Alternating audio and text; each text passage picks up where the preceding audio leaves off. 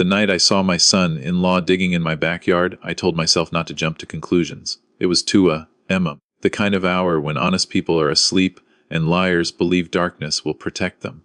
I was awake because age does that to you. Sleep comes in pieces now. Through the kitchen window, I watched him move fast, frantic, checking over his shoulder like the ground itself might report him. He buried a metal box beneath the old fig tree, packed the dirt down hard, smoothed the soil. Then he left without looking at the house once. I didn't confront him. Not then. I'd raised children. I knew when silence was more dangerous than shouting. 2 days later, when the sun was high and the birds loud enough to drown my thoughts, I took a shovel and dug. The metal box was heavier than it looked. Cold, sealed tight. My hands shook as I forced it open. Inside were things no grandfather should ever find. Fake property deeds with my signature forged so well it hurt to look at them.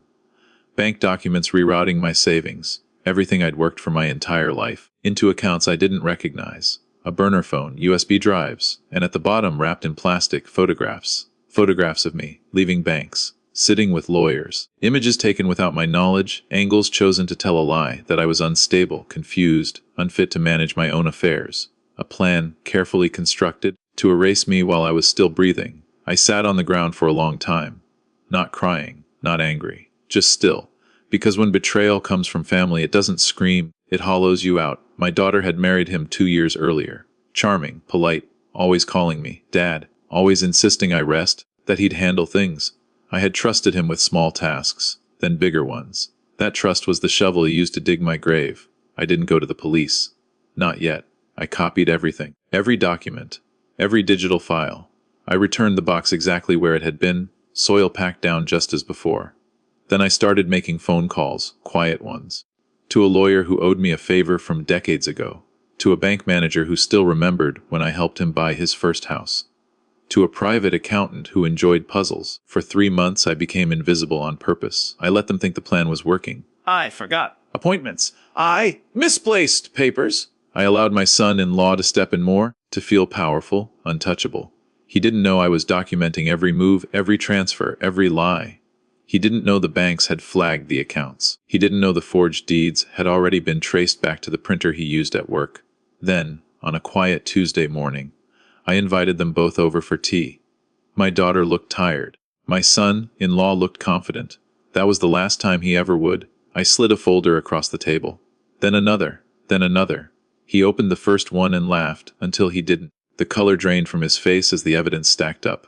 Forgeries, fraud, elder abuse, conspiracy. I watched him shrink with every page. My daughter started crying before she even understood why. I know everything, I said calmly.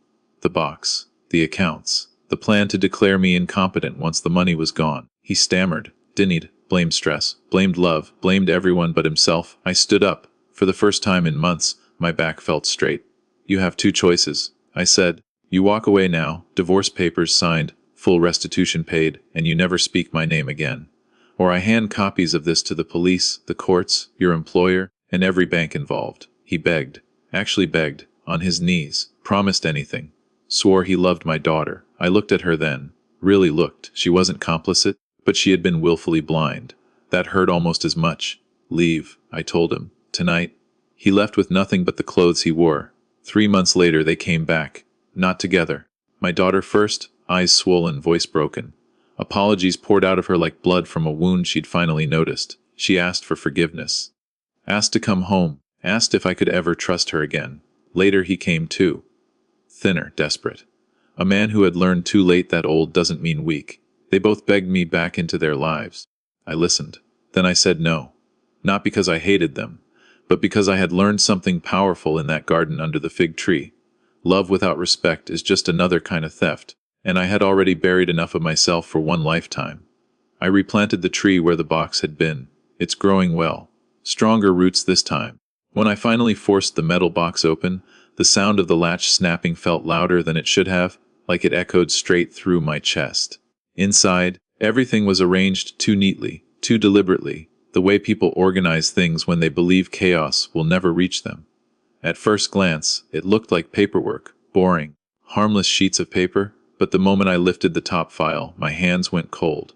It was a property deed with my name printed in bold letters, my signature sitting at the bottom as if I had signed it myself. I hadn't. I knew my handwriting better than anyone. This was a forgery so careful it felt intimate, like someone had studied me for years just to erase me. As I dug deeper into the box, the truth became heavier with every item. Bank transfer records showed my savings, money set aside for emergencies, for my daughter's future, for the quiet dignity of old age, being redirected into accounts I had never opened. The dates were spread out, subtle enough that I might not notice unless I was looking closely. That realization hurt more than the theft itself. This wasn't a moment of greed. It was a long game. A patient plan. There was a small burner phone wrapped in cloth.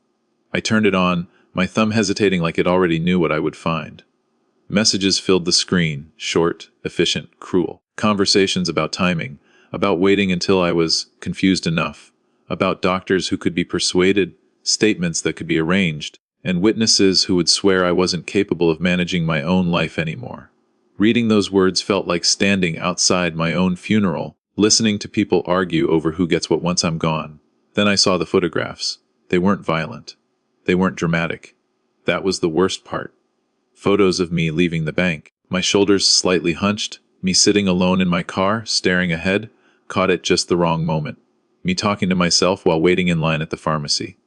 Ordinary moments, stolen and reframed to tell a story of decline and confusion. Proof, manufactured and ready, to paint me as a man losing his grip on reality. I remember lowering myself onto the ground, because my legs simply refused to hold me anymore. The dirt was warm from the sun, and I pressed my palm into it just to feel something solid. I wasn't crying. I wasn't even angry yet. I felt dismantled. This wasn't just about money or property. It was about being erased while still alive, reduced to a problem that needed managing, a burden that needed removing. What cut deepest was the familiarity of it all. My son-in-law had been in my home countless times. He had watched me sign documents, listened to my stories, learned my habits. Every detail in that box came from proximity, from trust. Betrayal by a stranger wounds you. Betrayal by family rewrites your entire past, turning warm memories into evidence you wish you had questioned sooner. I closed the box slowly, carefully, as if rushing might shatter what little composure I had left. In that moment, something inside me hardened, not into rage, but into clarity. I understood that reacting would only serve him. Panic was part of his plan. Confusion was part of his plan. A broken old man was exactly what he needed me to become. So I didn't. I carried the box back, buried it again exactly where it had been, and smoothed the soil until it looked untouched. Each movement was deliberate, controlled. By the time I finished, my hands had stopped shaking. The horror of what I had found didn't disappear, but it changed shape. It became fuel. That night, lying awake in bed, every detail replayed in my mind, not as fear, but as information. I knew then that the man who buried that box believed I was already defeated.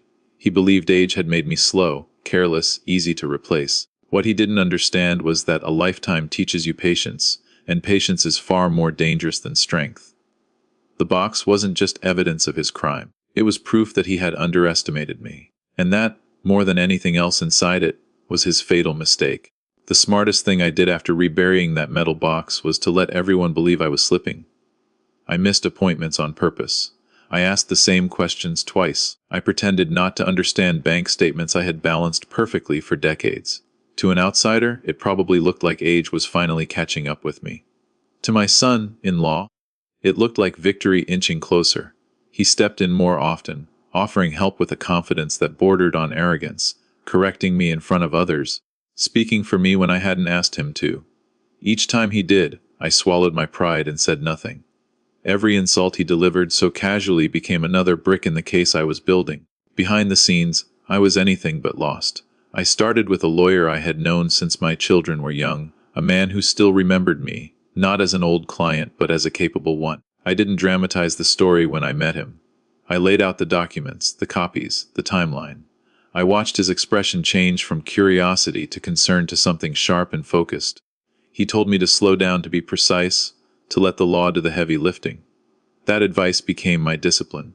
I stopped thinking like a victim and started thinking like a witness. Next came the bank. I walked in alone, without my son-in-law, and asked for a private meeting with the manager. He tried to talk to me gently at first, the way people do when they assume fragility. I let him. Then I placed the evidence on the desk. The forged signatures, the unauthorized transfers, the pattern so clear it couldn't be accidental. The tone in the room changed immediately. Accounts were flagged. Transfers frozen. Internal investigations quietly opened. No alarms were raised, no confrontations yet. Everything was done in a way that left my son-in-law comfortably unaware, still moving pieces on a board that had already been taken away from him. For 3 months, I lived 2 lives. In public, I was the aging father-in-law who needed help remembering passwords and dates. In private, I documented everything. Every phone call he made on my behalf. Every document he asked me to sign. Every moment he spoke over me or dismissed my concerns. I wrote it all down, dates and times, small details that seemed meaningless on their own, but formed a pattern when laid side by side. Power doesn't always announce itself loudly. Sometimes it hides in repetition. There were nights when the act nearly broke me. Pretending to be weak when you are still capable is a special kind of exhaustion. There is a quiet humiliation in watching someone take control of your life while you stand there pretending not to notice. More than once, I wondered if it would be easier to confront him, to throw the truth in his face and end the charade. But each time that thought came, I remembered the photographs in the box, the words about waiting until I was confused enough. I understood that patience was no longer a choice. It was survival. When the time came to confront him, I chose the setting carefully. My own home, my table, my rules. I invited my daughter and her husband over for tea like it was any other afternoon. The kettle whistled. Cups clinked. Ordinary sounds grounding me. My son-in-law smiled, relaxed, convinced he was dealing with a man who barely knew what day it was. That confidence was his undoing. I slid the first folder across the table without a word. He opened it casually, then frowned. I watched his eyes move faster as the reality began to sink in. I placed the second folder down, then the third. The room grew heavy with silence. My daughter's face shifted from confusion to fear as she looked from him to me, realizing she had been standing between 2 very different versions of the same man. He tried to laugh it off, claimed misunderstandings, blamed systems, stress, concern for my well-being. I let him speak. There is power in letting liars exhaust themselves. When he finally stopped, I told him calmly that every document was copied, every transaction traced, every conversation recorded. I told him the banks were aware. The lawyers were ready. His employer could be informed by the end of the day if I chose. That was when he broke. The man who once spoke over me now struggled to string sentences together. He apologized, begged, promised to fix everything. He even dropped to his knees, a gesture meant to trigger mercy. I felt none. What I felt was clarity. I wasn't angry anymore. I wasn't even disappointed. I saw him exactly as he was, a man who mistook age for weakness and kindness for permission. I gave him his choice not as a threat, but as a fact. Leave my life, return what was taken, sign what needed signing, and disappear, or face consequences that would follow him everywhere. He chose to leave. He always had been a coward at heart. 3 months later, when they came back begging, the balance of power had long since shifted.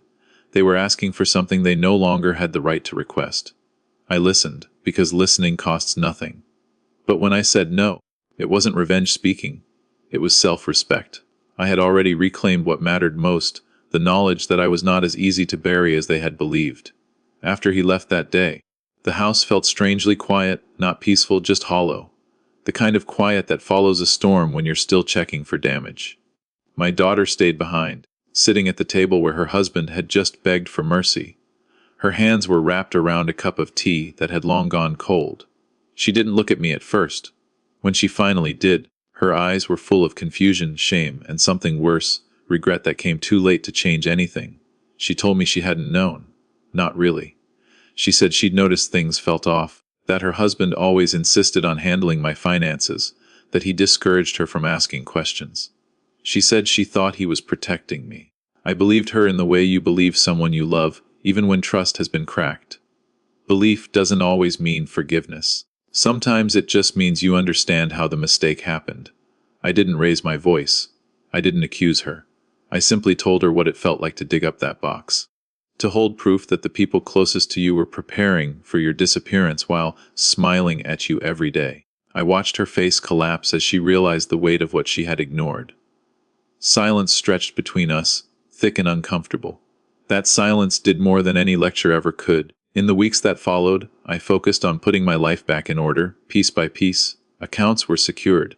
Documents were reissued. Legal protections were put in place so no one could ever step into my affairs without my clear consent again.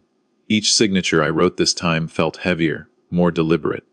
Trust, once broken, makes even simple acts feel permanent. I wasn't bitter about it, I was awake. Word spread quietly through the family. Not the details, just enough. Enough for people to understand that the old man they thought was fading had teeth after all. Visits slowed. Calls became more careful. I noticed how differently people spoke to me when they realized I was still fully present, still capable of seeing through polite lies. It was unsettling, but also clarifying. Respect, I learned, often arrives late. 3 months passed. That was when they came back. First my daughter, standing on the porch like she wasn't sure she deserved to knock. She looked smaller somehow, like life had pulled something essential out of her. She apologized again, not in rushed sentences this time, but slowly, thoughtfully. She told me about the divorce papers, about the things she had discovered after he left, more lies, more manipulations, things that made her question her own judgment. She asked if she could come home for a while. Not permanently, she said, just until she figured out who she was without him. I listened. I always listen. But listening doesn't mean agreeing. Later that same week, he came too. I almost didn't open the door. When I did, I barely recognized him. The confidence was gone, replaced by desperation so raw it was uncomfortable to witness. He spoke quickly, tripping over his words, apologizing in every way he could think of. He said he was under pressure, said he never meant to hurt me, said he was scared of losing everything and made bad choices. People always make their crimes sound accidental once they've failed. He asked for forgiveness, not justice, not understanding, forgiveness. I realized then that neither of them was asking the right question. They wanted to be let back into my life, as if nothing permanent had happened. As if betrayal were a misunderstanding you could clear up over tea. What they didn't understand was that something fundamental had shifted inside me. I wasn't angry anymore. Anger would have meant I was still tied to what they did. I had moved past that. I told him to leave, calmly, firmly. No drama, no threats. Just the truth that forgiveness does not require access and regret does not rebuild trust. He stood there for a moment longer, as if waiting for me to change my mind, then walked away for the last time. My daughter cried when I told her she couldn't move back in. That was the hardest part of all. Not the betrayal, not the fear. Saying no to someone you love because yes would cost you your peace. I told her I loved her, that I always would, but that love didn't mean returning to the version of life where my boundaries were optional. I told her she needed to build something of her own, free from the shadows of what had happened. Protecting myself didn't mean abandoning her, it meant refusing to repeat the same mistake. After they were gone, I went into the backyard. The fig tree stood where it always had, leaves thick and green. I knelt and pressed my hand into the soil where the metal box had once been buried. That ground had held more than evidence. It had held a version of me that trusted too easily, that believed family could never mean harm. I didn't resent that man. He had lived honestly. But I was no longer him. I planted new roots there, not for the tree, but for myself. A reminder that survival isn't loud. Revenge isn't always destruction. Sometimes it's simply refusing to be used again, even when the people asking wear familiar faces. And in that quiet understanding, I finally felt whole. Life settled into a new rhythm after I closed the door on them for good. Not the loud kind of peace people talk about, but a steady one, the kind that doesn't need witnesses. Mornings became slower. I made my tea without rushing, read the paper fully instead of skimming, and took walks without feeling like someone was watching or waiting for me to slip. For the first time in a long while, my days belonged entirely to me. What surprised me most was how often I thought about the man I had been before the metal box. He wasn't foolish. He was generous. There's a difference, but the world rarely treats it that way. I had believed that providing, helping, and stepping back for younger people was the natural order of things. That belief had nearly cost me everything. Understanding that didn't harden me, it refined me. I learned that kindness without boundaries is an invitation, not a virtue. I spent time putting protections in place, not just legally, but personally. I stopped explaining myself unnecessarily. I stopped apologizing for being cautious. When relatives asked probing questions about my finances or future plans, I smiled and changed the subject. Some took offense, others backed off. Both reactions told me exactly what I needed to know. Age gives you the rare gift of clarity if you're brave enough to accept it. Occasionally, my daughter would call. Our conversations were careful, like walking on cracked ice. She told me about therapy, about rebuilding her confidence, about learning to recognize manipulation instead of mistaking it for love. I was glad she was doing the work, truly. But I kept the line where it belonged. Support did not mean surrender. Love did not mean access. That boundary was not punishment, it was protection. As for him, I heard things through the quiet channels people think you don't listen to anymore. Jobs lost, friendships strained, stories rewritten to make himself the victim. None of it moved me. Consequences are loud only to the people trying to escape them. To everyone else, they're just noise fading into the distance. One afternoon, months later, I dug up a small corner of the yard near the fig tree. Not where the box had been, close but not exact. I planted a simple wooden marker there, no name, no dates. Just a reminder to myself of where I had almost been buried, not by dirt, but by trust misplaced. I covered it carefully and watered the ground. It felt like closing a chapter without pretending it never happened. People talk about revenge like it has to be dramatic, ruined lives, public shame, destruction that leaves scorch marks behind. Mine was quieter. I kept my home, my dignity, my sense of self. I denied access to anyone who believed they could harm me and still sit at my table. That kind of revenge doesn't trend or make noise, but it lasts. Sometimes, late at night, I think back to that moment at 2 a.m., watching a man I once welcomed into my family bury something meant to erase me. He thought darkness was on his side. He thought age meant weakness. He thought silence meant ignorance. He was wrong on all counts. What he buried didn't destroy me, it woke me up. And that is the part no one ever plans for. Time did what it always does. It kept moving, indifferent to apologies and explanations. I let it. I didn't rush to replace what had been broken or to fill the empty spaces left behind. Instead, I sat with them. I learned the shape of my own quiet. There is a difference between loneliness and solitude, and for the first time, I understood it deeply. Solitude is chosen. Loneliness is imposed. What I had now was mine. I stopped trying to convince people of who I was. That urge had faded somewhere between the forged documents and the final closed door. If someone saw me as weak because I no longer overshared, that was their misunderstanding to carry. Strength, I learned, doesn't announce itself. It arranges itself carefully and waits. The systems I put in place held firm. Legal safeguards, financial walls, clear instructions that required my voice, my presence, my consent. It wasn't paranoia, it was wisdom earned the hard way. Each measure was a quiet statement: I am still here, and I decide what happens next. Signing those papers felt different from before. Not fearful, grounded, like reclaiming a language I had once spoken fluently and allowed myself to forget. My daughter continued to reach out, but less often. When we spoke, there was honesty where there had once been avoidance. She didn't ask to move back in again. She didn't push. That restraint told me she was finally learning what respect looked like. I could be proud of her without reopening doors that no longer led anywhere safe. Love survived. Dependency did not. That felt like the healthiest outcome either of us could manage. One evening, as the sun dipped low and painted the backyard in gold, I sat beneath the fig tree. Its branches were heavier now, fuller. I thought about how close I had come to being uprooted, not by force, but by paperwork and whispers. It struck me how modern betrayal is so quiet. No raised fists, no shouting, just signatures, transfers, and smiles that never quite reach the eyes.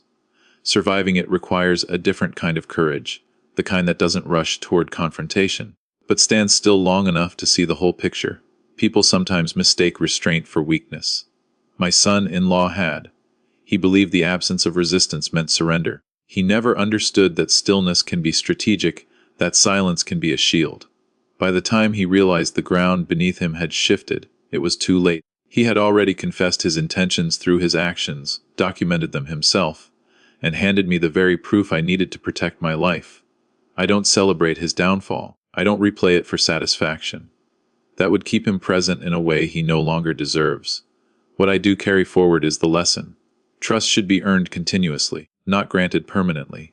Familiarity is not proof of loyalty. And no one, no matter how close, gets automatic access to your future.